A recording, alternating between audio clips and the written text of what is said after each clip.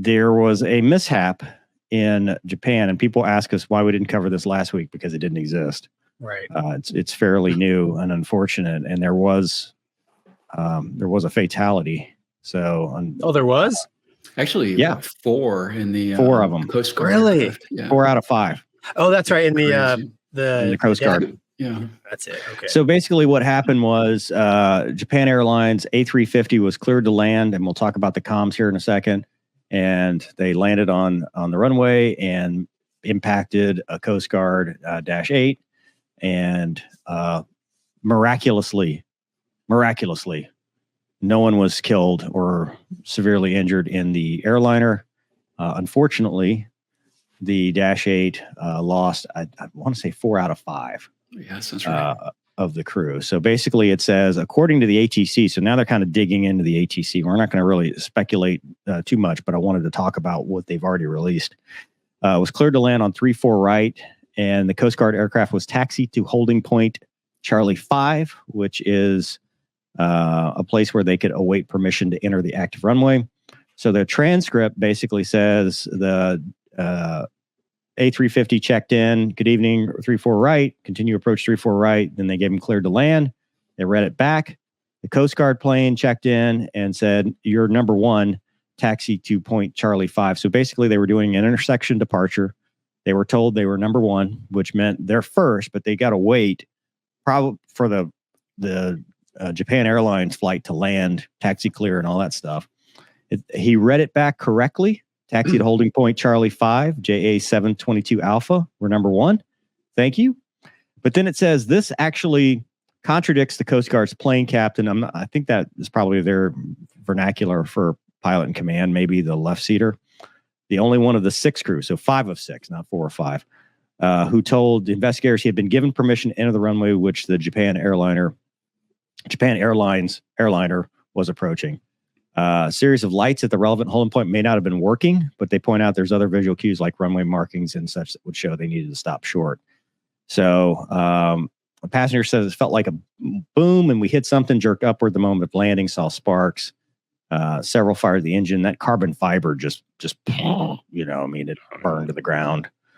You can see that here. Just incredible. But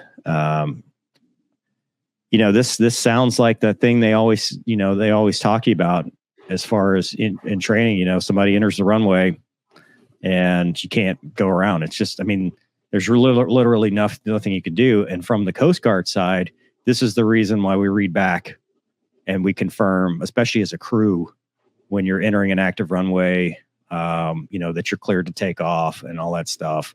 What do you guys think? It sounds like it's a communication error, perhaps within their own aircraft. Well, it's one of the greatest threats right now the FAA in at least our country has identified, because we're also training this right now, is runway incursions. It's the biggest thing going on in the industry. So, which I know you guys have talked about some of them, but it's bad, man. It really is. And it goes to that complacency. And I'm not saying there was that in this case, there's a lot of Swiss cheese model that lines up, but it's that complacency, like you talked about earlier, Mover, where you go your whole career and you taxi out to the runway, take off, everything works fine, you land and you go home. And it's tough. That's why you just have to, I don't know, you got to fight it, and I think there was other external factors that'll come out on this, that caused it. But it sucks. It really does. Yeah, it's grateful that it wasn't worse, because it could have been way worse. Oh, well, the fact that everybody got off that 350 shocks me. That's the discipline of the Japanese passengers. I agree. I hate to get into a cultural thing. I don't think if this happens in the States that everybody. Did it happen? Remember Chicago? You had people grabbing bags and fighting each other and taking selfies and video and stuff. I'm talking about the Chicago. This is in the States. I don't think this. I think you lose people in that 350 just because people. Yes, I agree. Self-centered. Yeah, anyway, Gonky, you were about to say something. I apologize. Being primarily a military pilot, like every time in the airliner, I go into a busy airport. I don't know exactly. I've never flown in Japan, but like that whole phase of just getting in and out of that terminal area is, in my mind, like for me especially, is the highest threat, because there's other airplanes. It's like the closest proximity you're going to be to a lot of different airplanes. And, you know, sometimes like one radio call, you might get mixed up with another one, or you thought, you know, you always like, I thought that's what I heard, but did I really hear that? Because, you know, maybe the guys, I'm not speculate, but, you know, sometimes you hear what you want to hear. Sure. And that can, you know, you can make those mistakes and be okay if it's just kind of you out there and, you know, the wild blue yonder. But when you're in a really busy environment, like an airport, that's when things can happen. And there's levels of safety, but this isn't, unfortunately, it's not the first time this happened. In the late 80s, they had, I think, the US Air 7-3 land on the jet stream. Right. And unfortunately, you know, fatalities on both airplanes. Tenerife. I mean, Tenerife was takeoff, but same thing, right? A runway incursion, and even Wombat, right? In LSO school, one of the worst accidents we ever had was the Prowler trapping at night when the S3 was still on the wires. And you got, I mean, how many LSOs are on the platform? You've got everybody on the flight deck, the air bosses. There's like a dozen layers of safety, right? But it's anytime you're coming into that terminal environment where airplanes are landing and taking off, it's like you really got to be keyed up. What, 2 years ago, Air Canada almost landed on the taxiway full of airplanes coming into San Francisco. Yeah. I mean, it is just, you're a heartbeat away.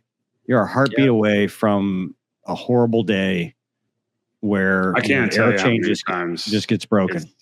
You do it. I'm sure you guys do it, whether you do it audibly or not. Like, I mean, just yesterday, 2 days ago when I came in to land in Atlanta, you know, it's beautiful, clear day, and one flight early morning, and I look out, I'm like, you know, I'm flying. It's 200 feet above the ground. I'm like, okay, everything's configured.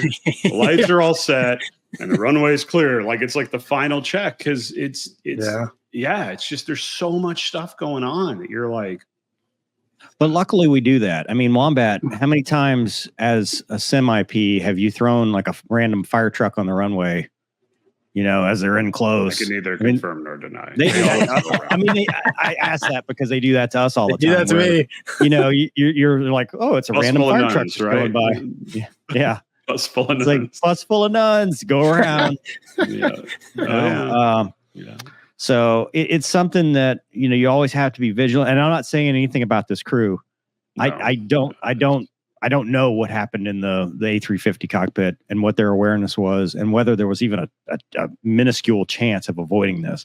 My gut tells me that this is just one of those things that the air chain needed to be stopped to keep that -8 off the runway. Correct. Like once they were on the runway, this may have been too far gone. But Wags, have you been to this airport? I have not. No? Okay. But I guess, you know, from a point of ignorance, I guess the one question I have is, you know, outside of the comm, would you always do a visual check of what's on final before taking the active?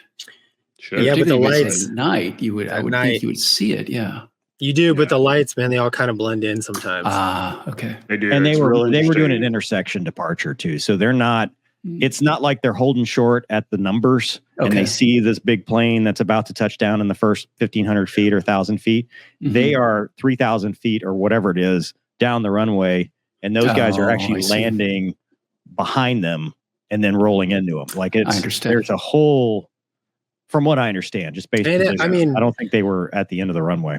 And I mean, you can in any transport airplane, you can really only see out the front, man. So like if they had taken the runway and just waiting to take off, intersection takeoff, they'd never saw, you know. I see. So it's, I mean, I don't know. All right. I don't know what the answer is other than like maybe have some sort of, TCAS, right? It's like, well, they do. I mean, a bigger maybe they haven't paid for it at your airline, but at the bigger airports, dude, they're tracking $50 a month. Gate. Yeah. Hey, Wombat, you missed it, dude. You missed Gonky's revelation that they don't use CPDLC, and he didn't even know what it was. I said, Gonky, we were talking about autonomous stuff, and I said, hey, Gonky, they could just use CPDLC like they do now. He's like, What? I said, how do you get your clearance? He goes, just in traffic. Gonky request clearance. Any traffic in the area, please advise. Like they don't. IFR to Belleville. IFR, yeah.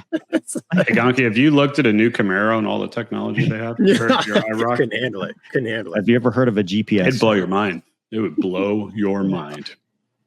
All right. Blow your mind. So, viewer says apparently the runway threshold lights were not operational in that. I'd section. heard that as well. Oh, wow. But to the point of the technology, like there's all kinds of runway light. Like you go to the bigger airports and they change colors, they flash red to tell you not to go. Like there's all kinds of technology now to keep you from doing stuff like that. And I'm sure Japan's got it.